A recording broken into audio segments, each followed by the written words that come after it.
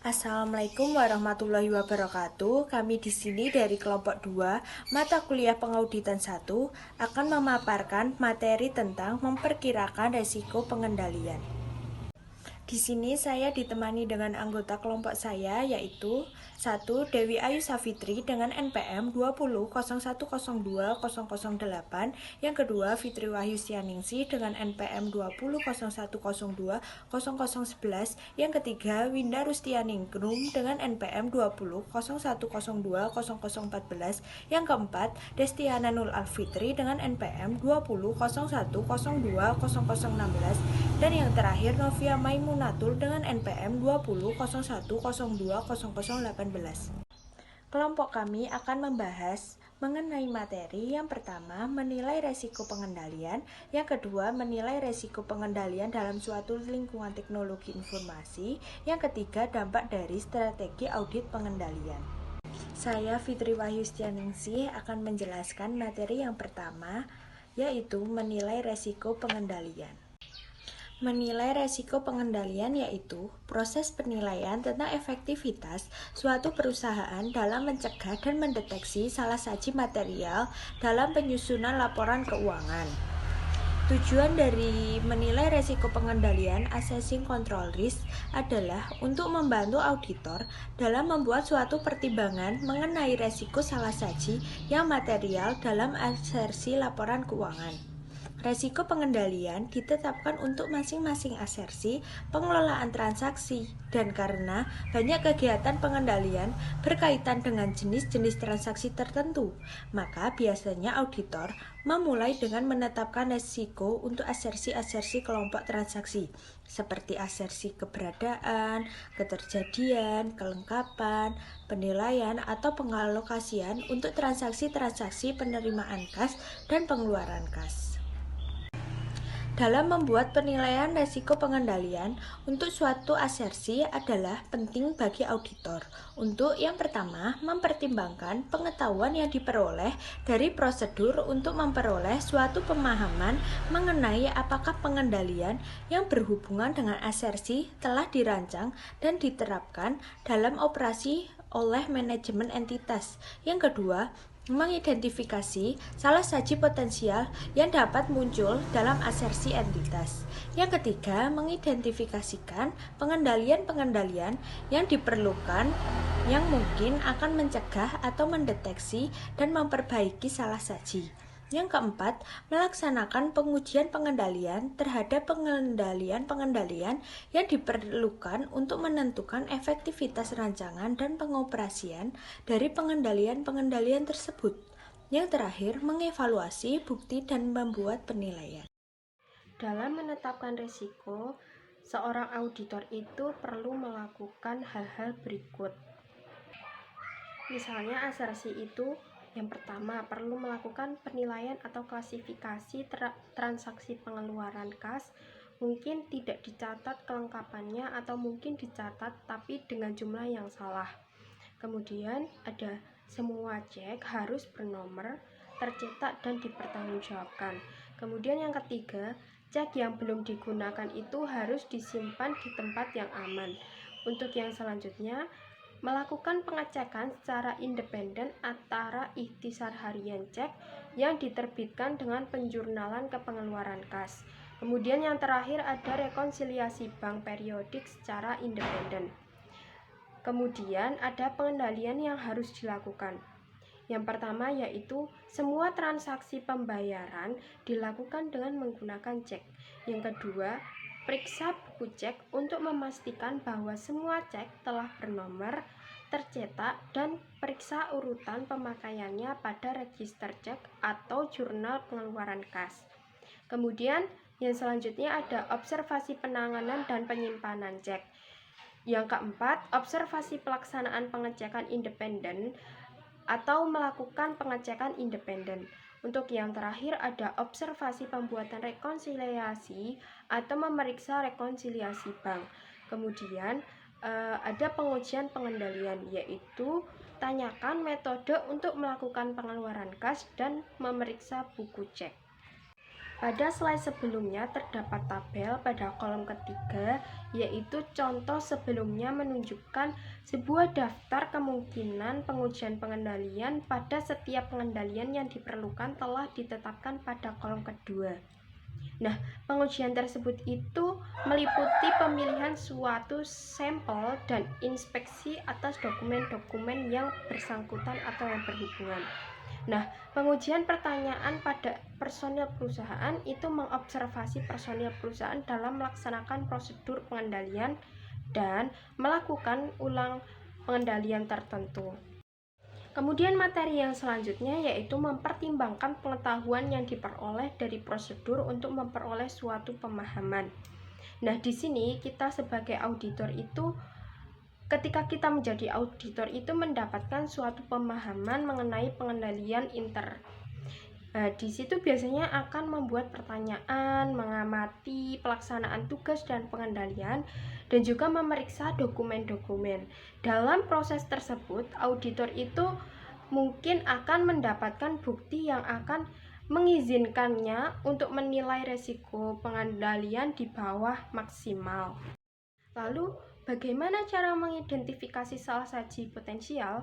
Jadi, beberapa kantor akuntan publik itu menggunakan perangkat lunak komputer di mana itu menghubungkan jawaban dari pertanyaan-pertanyaan tertentu dalam kuesioner yang sudah terkomputerisasi dengan salah saji potensial untuk asersi-asersi tertentu.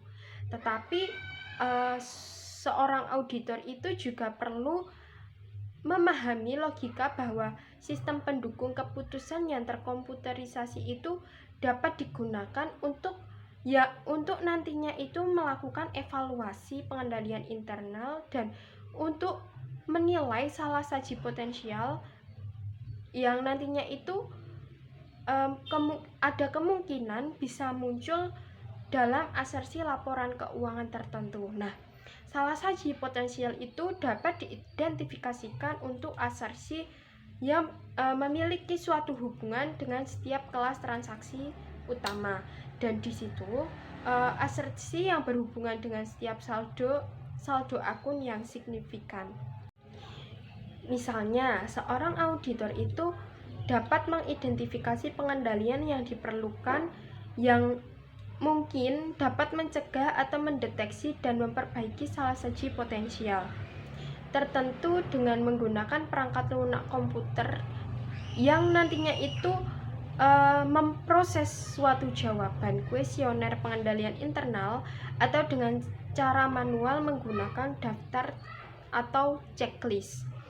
Kemudian, menspesifikasikan pengendalian yang diperlukan itu memerlukan pertimbangan mengenai situasi dan penilaian.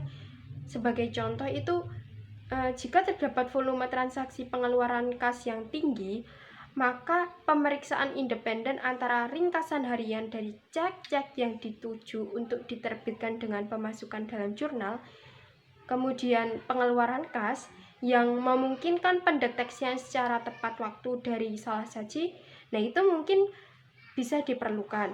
Jika volume transaksi pengeluaran kas dan pendeteksian yang tepat waktu dari salah saji tidak penting, maka rekonsiliasi bank harian secara independen dan periodik mungkin sudah dianggap cukup untuk melakukan kompensasi kurangnya pengujian independen harian. Lalu bagaimana cara melaksanakan pengujian pengendalian? Jadi untuk melaksanakan pengujian pengendalian itu melakukan pengujian auditor harus pandai memilih bagaimana prosedur-prosedur yang nantinya akan menghasilkan bukti yang paling dapat dipercaya tentang efektivitas dari kebijakan dan dapat nantinya itu diterapkan dan memiliki nilai efektivitas yang dapat memperoleh bukti. Nah, buktinya tuh apa? Ada 5. Yang pertama, tipe bukti, sumber, ketepatan waktu, keberadaan bukti lain yang berhubungan dengan kesimpulan yang dituju. Kemudian yang terakhir ada semuanya itu mempengaruhi tingkat keyakinan yang dapat diberikan oleh bukti audit. Saya Dewi Ayu Sawitri dengan NPM 20 01 02 008 Di sini saya akan menjelaskan tentang mengevaluasi bukti dan membuat penilaian. Penilaian akhir dari risiko pengendalian untuk asersi laporan keuangan didasarkan pada pengevaluasian bukti yang diperoleh. Yang pertama, proses untuk memperoleh pemahaman mengenai pengendalian internal, dan yang kedua, pengujian pengendalian yang berhubungan. AU 319/64 menyarankan agar auditor mempertimbangkan jenis bukti, sumber bukti, batas waktu, dan keberadaan dari bukti lain yang berhubungan dengan penilaian risiko pengendalian ketika membuat pertimbangan tersebut. Sebagai contohnya, pendokumentasian dari rancangan dan pengoperasian aktivitas pengendalian yang dilaksanakan oleh suatu komputer mungkin tidak ada hingga auditor dapat memilih untuk menggunakan teknik dengan bantuan komputer untuk melaksanakan ulang penerapan pengendalian yang relevan. Berikut ini tipe-tipe untuk membuat penilaian. Yang pertama, tipe bukti audit. Sifat pengendalian tertentu yang berkaitan dengan suatu arsesi mempengaruhi tipe bukti audit yang tersedia untuk mengevaluasi aktivitas, desain, atau operasi pengendalian tersebut. Yang kedua, ada sumber bukti audit. Pada umumnya, bukti audit mengenai efektivitas, desain, dan operasi pengendalian yang diperoleh langsung oleh auditor, misalnya dengan jalan pengamatan memberikan keyakinan yang lebih besar daripada bukti audit yang diperoleh secara tidak langsung atau dengan mengambil kesimpulan misalnya dari permintaan keterangan. Yang ketiga itu ada ketetapan waktu bukti audit. Maksudnya, ketepatan waktu bukti audit ini berkaitan dengan kapan bukti diperoleh oleh hubungannya dengan bagian dari masa audit yang bersangkutan. Yang keempat atau yang terakhir yaitu ada keterkaitan bukti audit. Maksudnya auditor harus mempertimbangkan pengaruh gabungan dari berbagai tipe bukti audit yang ada kaitannya dengan suatu arsesi dalam mengevaluasi tingkat keyakinan yang diberikan oleh bukti audit. 2. Menilai risiko pengendalian dalam suatu lingkungan teknologi informasi.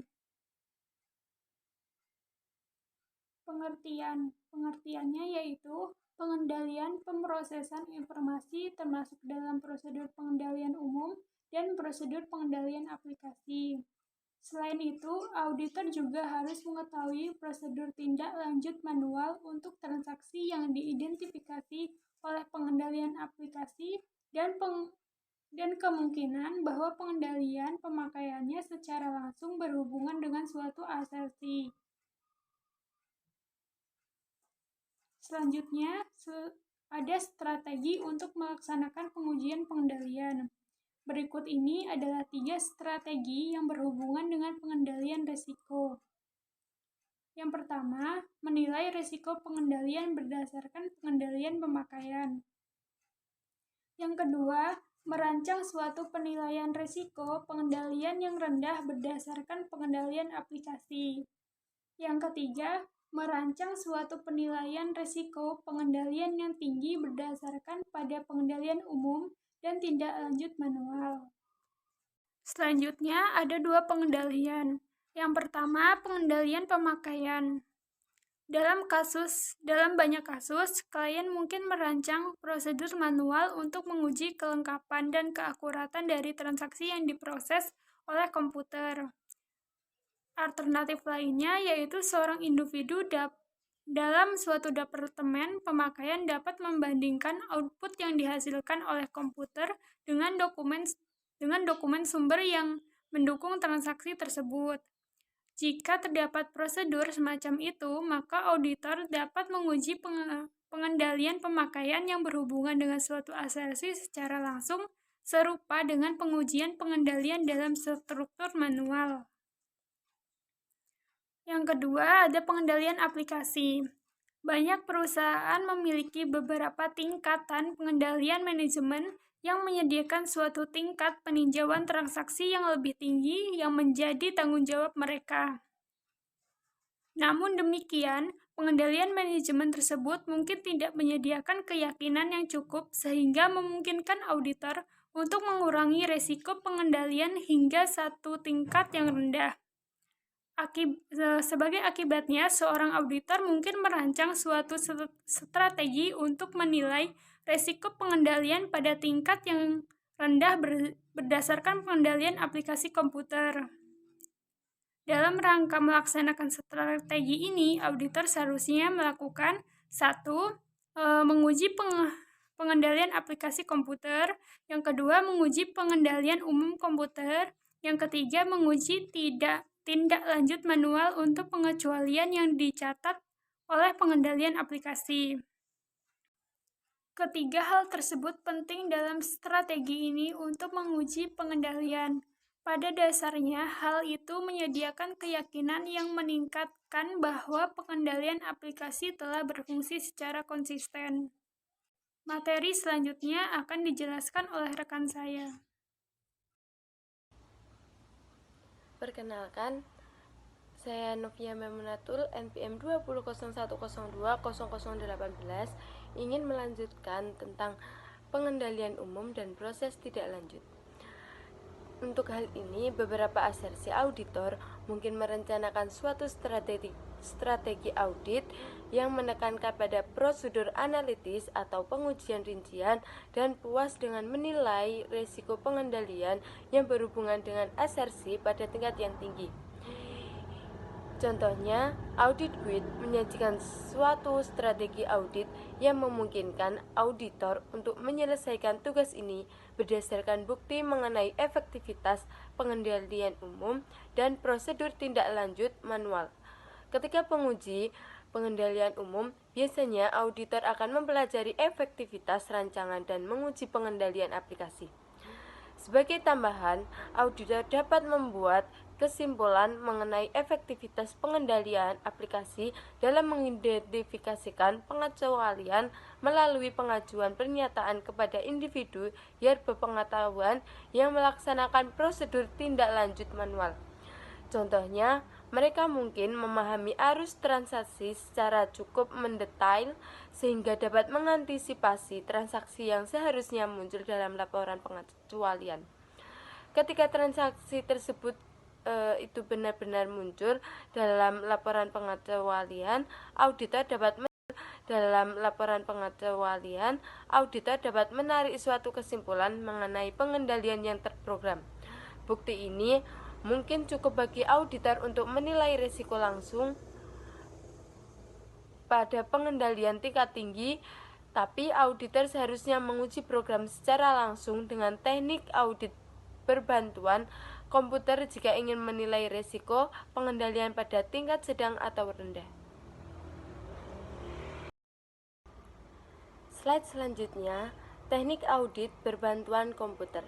Teknik audit berbantuan komputer meliputi penggunaan komputer untuk secara langsung menguji pengendalian aplikasi. Hal ini juga dikenal dengan auditing melalui komputer.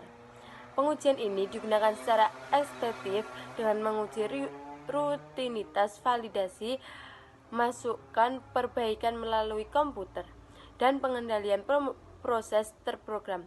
Auditor mungkin menemukan bahwa penggunaan komputer dalam pengujian pengendalian menggantungkan apabila ada 3, yaitu 1. Bagian signifikan dari pengendalian internal terdapat dalam suatu program komputer. Kedua, terdapat batas gap yang signifikan dalam jejak audit yang dapat dilihat. Yang terakhir 3, terdapat volume catatan dalam jumlah besar untuk diuji. Kelemahan tersebut dalam menggunakan teknik audit berbantu komputer yaitu diperlukan pengetahuan serta keahlian khusus dan kemungkinan timbulnya gangguan terhadap pengoperasian teknologi informasi klien pada suatu auditor menggunakan peralatan teknologi informasi, program, dan arsip.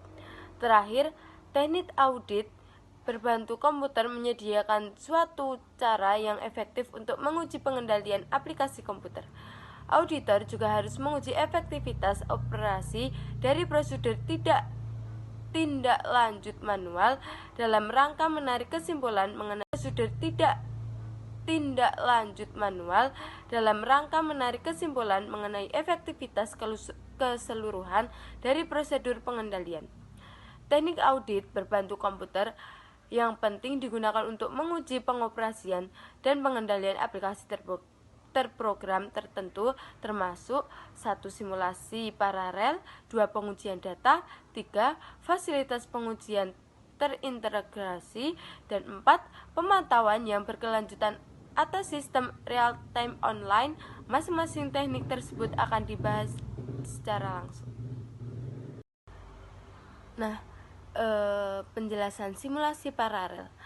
Dalam simulasi paralel, dalam data perusahaan aktual diproses ulang dengan menggunakan suatu program perangkat lunak yang dikendalikan oleh auditor. Metode ini dinamakan seperti itu karena perangkat lunak dirancang untuk memproduksi ulang atau mensipulasi proses data real client.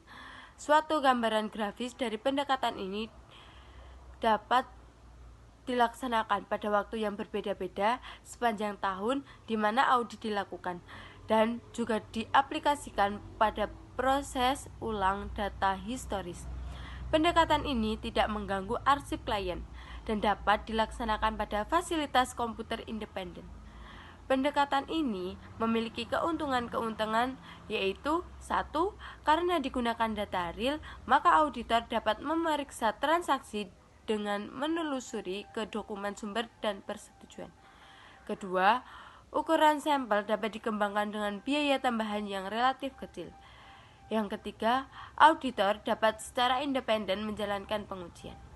Hal tersebut, jika auditor memutuskan untuk menggunakan simulasi paralel, maka perhatian harus diberikan guna untuk menentukan bahwa data yang terpilih untuk simulasi perwakilan transaksi aktual klien.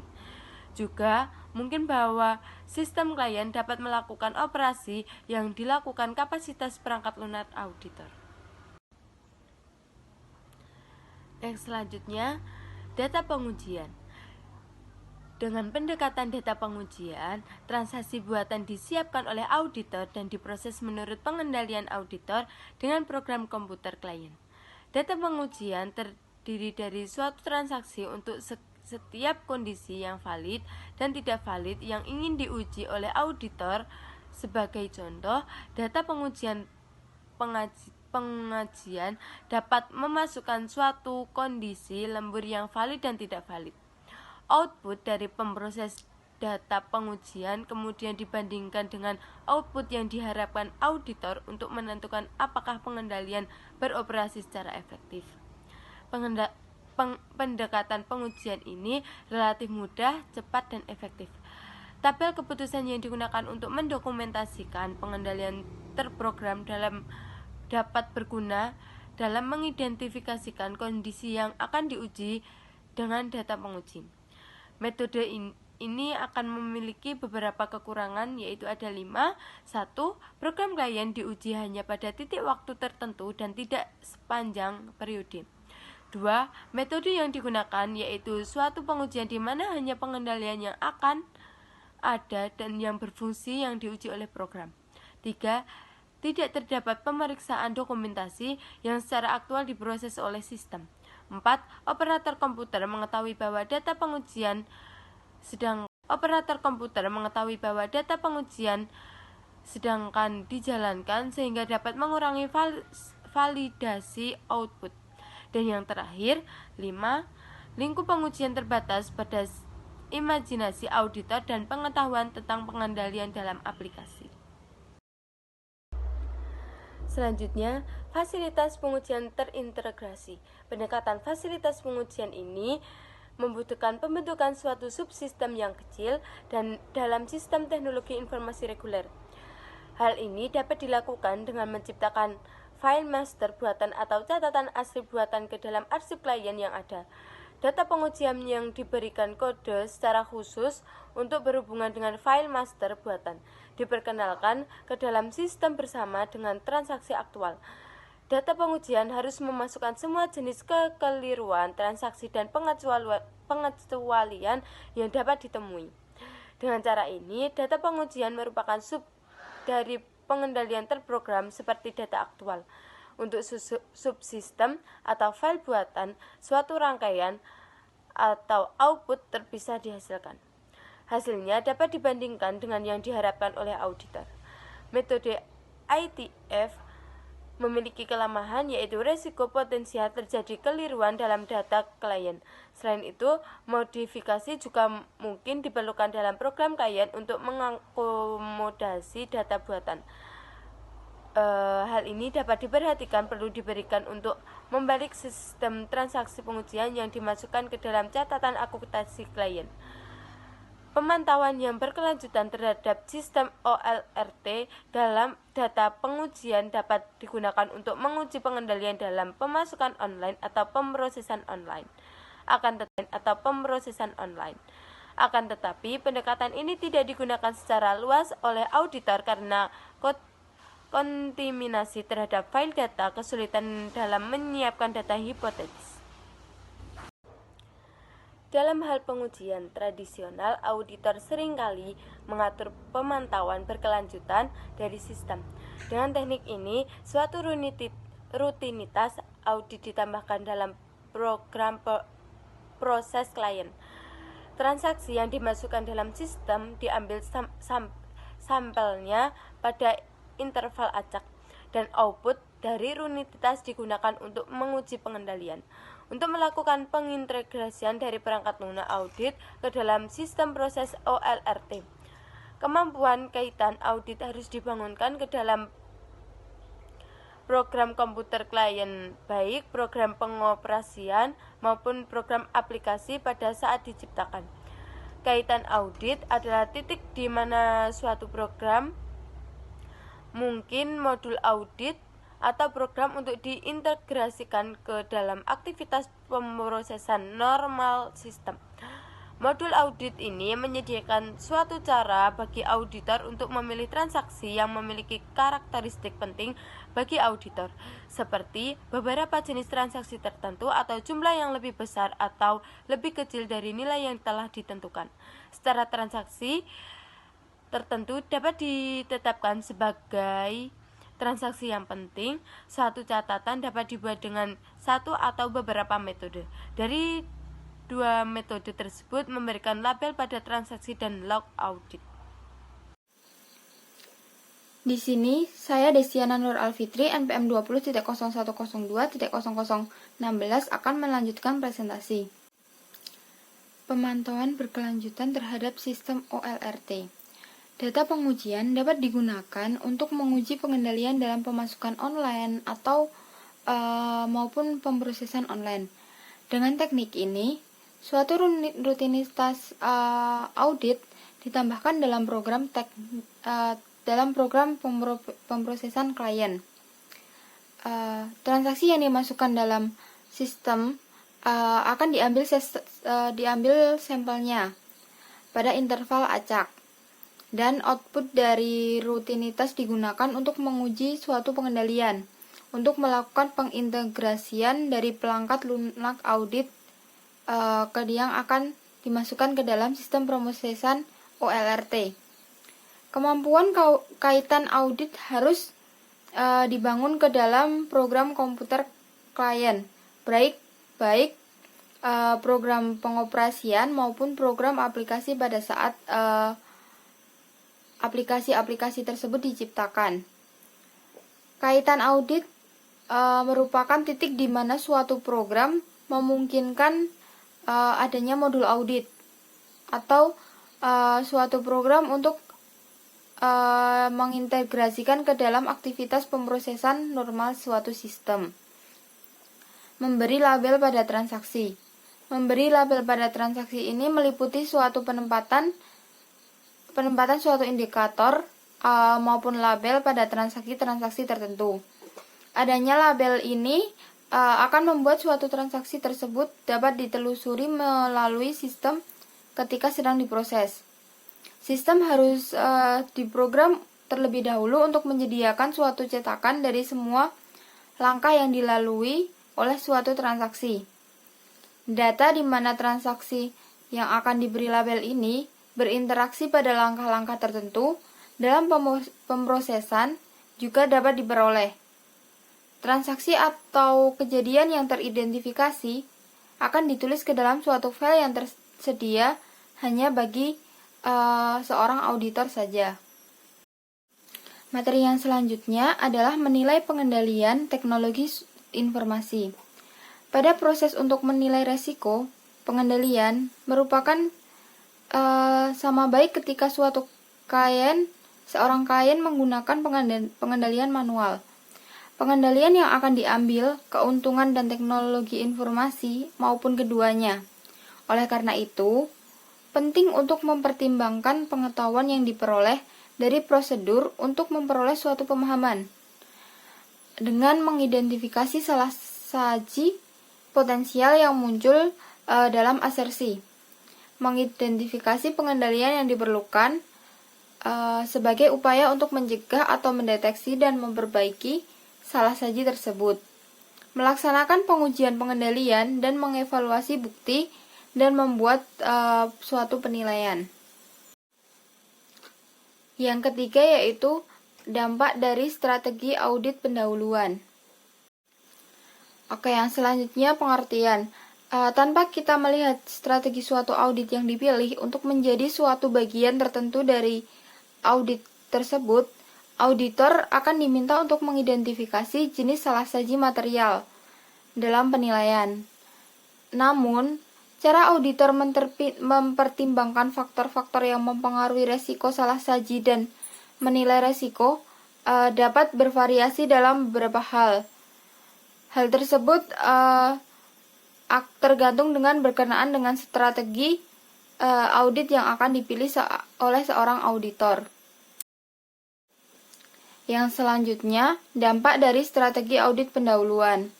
Yang pertama, pendekatan substansif utama. Dalam membuat keputusan mengenai apakah seorang auditor akan mengubah strategi pertimbangan, seharusnya diberikan pada besarnya kemungkinan bahwa bukti dapat diperoleh dengan cara yang murah untuk mendukung penilaian resiko pengendalian yang lebih rendah. Misalnya tingkat sedang atau tingkat rendah. Hal tersebut agar efisien dalam hal biaya. Kombinasi biaya dalam melaksanakan pengujian, pengendalian tambahan, serta pengujian substantif yang diperlukan dengan asumsi adanya resiko pengendalian yang lebih rendah. Harus lebih rendah daripada biaya pelaksanaan tingkat pengujian substantif yang lebih tinggi, yang nantinya akan diperlukan oleh pendekatan substantif utama. Yang selanjutnya, tingkat resiko pengendalian yang dinilai lebih rendah. Terdapat bukti yang diperoleh dari pengujian pengendalian yang kemudian dievaluasi untuk membuat penilaian akhir atau aktual dari resiko pengendalian. Sebagai contoh, auditor mungkin telah mengspesifikasikan penilaian tingkat resiko pengendalian yang direncanakan pada tingkat rendah, yang menghasilkan tingkat pengujian substantif yang direncanakan paling rendah. Akan tetapi, jika bukti dari pengujian pengendalian mengarah pada penilaian tingkat resiko pengendalian aktual pada tingkat sedang, maka akan dilakukan revisi dari pengujian substantif untuk mendukung suatu tingkat resiko pendeteksian yang lebih rendah akan sesuai. Sekian presentasi dari kelompok kami. Apabila ada kurang lebihnya mohon maaf. Wassalamualaikum warahmatullahi wabarakatuh.